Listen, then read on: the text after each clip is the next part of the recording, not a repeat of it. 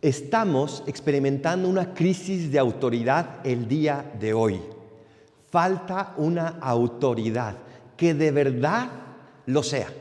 Esa autoridad moral. Estamos experimentando esta crisis a nivel político, incluso dentro de la iglesia, en los trabajos, en las escuelas, en las familias. Necesitamos verdaderos líderes que tengan esa autoridad moral, como la tiene Jesús. Por eso, el día de hoy quiero tratar con ustedes 4 cualidades contrapuestas a los escribas de Jesús y su autoridad. La primera cualidad es: los escribas hablan, pero no actúan. Jesús actúa y por eso habla. Es capaz de decir porque Él lo vive. Esa es la coherencia de vida que las personas con verdadera autoridad deben de tener. No simplemente se trata de enseñar con la palabra, sino sobre todo con el ejemplo. Y como decía San Francisco, siempre hay que predicar, a veces incluso de palabra. Es decir, sobre todo con el testimonio. Esta autoridad que nace de esa coherencia de vida de Jesús. Todos somos sensibles a eso. Todos llevamos dentro de nuestro corazón ese como sexto sentido que nos dice, ese habla muy bonito, pero su vida no corresponde. ¿Cuántas veces he escuchado yo la queja? Yo no voy a misa porque los que van después salen y son unos incoherentes, que no tienen nada que ver. Pero es verdad, muchas veces no somos coherentes con lo que profesamos de palabra. A mí me duele mucho que hagan fiestas, por ejemplo, de primera comunión o de bautismo enormes, fiestas muy elegantes, fiestas muy costosas, y al día siguiente no llevan a su hijo a misa. ¿Dónde está esa coherencia entre lo que se dice y lo que se hace? Necesitamos que nuestras palabras respalden nuestras vidas. Que nuestras palabras vayan en consonancia con nuestras vidas. Así como no nos gusta escuchar una sinfonía que deja de ser sinfonía porque uno está desafinado y decimos, ¡ay! Hasta le duele a uno el oído. Así no nos gusta que la vida de nadie, pero sobre todo la vida de quien tiene autoridad, por ejemplo, tu papá, sea disonante, que las palabras no correspondan con la vida. Segunda cualidad.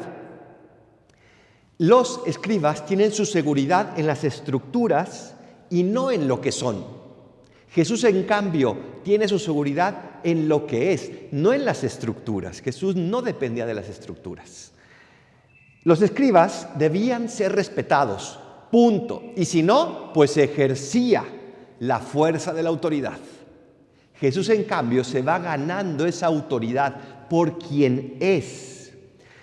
Pero no se trata nada más simplemente de tener autoridad, sino de vivir ejerciendo esa autoridad en consonancia con aquello que se es. Hoy, de manera especial, se desconfía muchísimo de las estructuras. Se tiene muy poca confianza en las estructuras de las grandes instituciones. Y se tiene mucha confianza en las personas que son coherentes con su autoridad. Por eso necesitamos personas cada día más coherentes, que sean lo que deben de ser. Por ejemplo, los sacerdotes que regañan a los que vienen a misa por los que no vienen a misa. Pues no debería de ser. Ellos sí están viniendo a misa. O los papás, tal vez un poco ya mayores, que regañan a los hijos cuando vienen a verlos porque no vienen a verlos. Tenemos que confiar en lo que somos, no en las estructuras de fuera. La autoridad no se regala, la autoridad se gana. ¿Se gana cómo? Siendo lo que debes de ser. Siendo aquello a lo que fuiste llamado. Tal vez no eres el líder de una empresa de 1000 empleados, pero sin duda tienes un liderazgo y una responsabilidad en tu familia, aunque solo seas el hijo. Tienes ese regalo. ¿Y cómo se gana esto?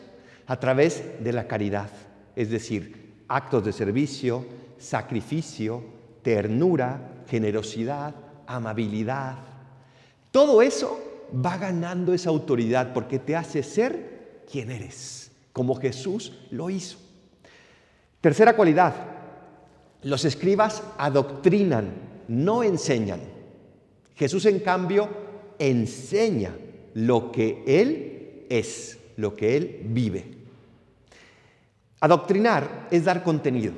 Enseñar es vivir ese contenido.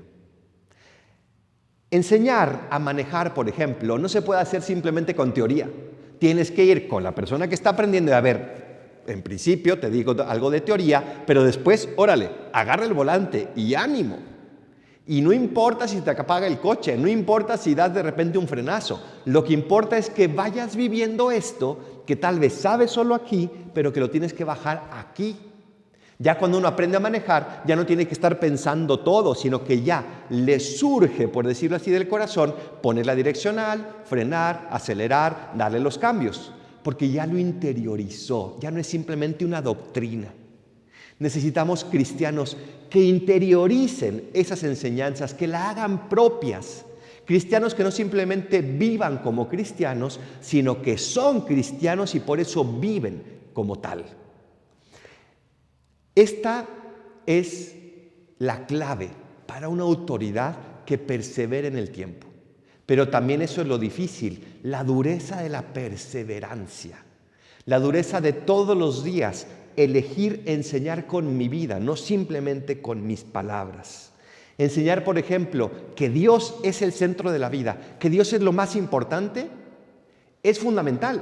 Pero si yo después no correspondo a esa enseñanza con mi vida, si yo no obedezco sus mandamientos, si dejo las misas nada más para de vez en cuando, pues ¿dónde queda? A mí me impresiona mucho el ejemplo de un matrimonio ya muy mayor, entrados incluso a los 90 años, y siguen yendo todos los días a misa. Y los ves llegar y bajarse con su bastón y caminar lentamente para llegar a ponerse siempre en la primera banca. ¡Qué hermoso testimonio! Enseñan no con palabras, sino con su vida. Cuarta cualidad y última. Se trata de ser maestros, los escribas son maestros, no testigos. En cambio, Jesús es un testigo que enseña, un testigo que es maestro. El mundo ya no quiere escuchar, el mundo quiere testigos, quiere ver. Jesús es testigo de Dios y por eso es capaz de enseñar, no como los escribas, sino con autoridad verdadera. Jesús es testigo del cielo, está fundamentado en esas realidades que no pasan y por eso, al verlo, llamaba tanto la atención. Todos hemos visto testigos y tal vez con haber hablado con ellos 15 segundos me enseñaron más que después de haber escuchado todo un curso de un maestro. Necesitamos testigos del cielo, necesitamos testigos que hayan experimentado el amor de Dios y por eso lo enseñen con su vida como lo hizo Jesús. Esto es un trabajo de toda la vida. La autoridad requiere esa fuerza de la perseverancia. No se trata de ser perfectos. Te equivocarás, me equivocaré. Se trata de confiar en Dios, no en nosotros, porque toda verdadera autoridad viene de lo alto. Si te está costando ejercer la autoridad en tu familia, en tu trabajo, en tu escuela, confía en Dios, no en tus cualidades. Y con esa confianza adquirirás esa coherencia de vida que es la fundamental para tener la autoridad que Dios te ha otorgado. Así sea.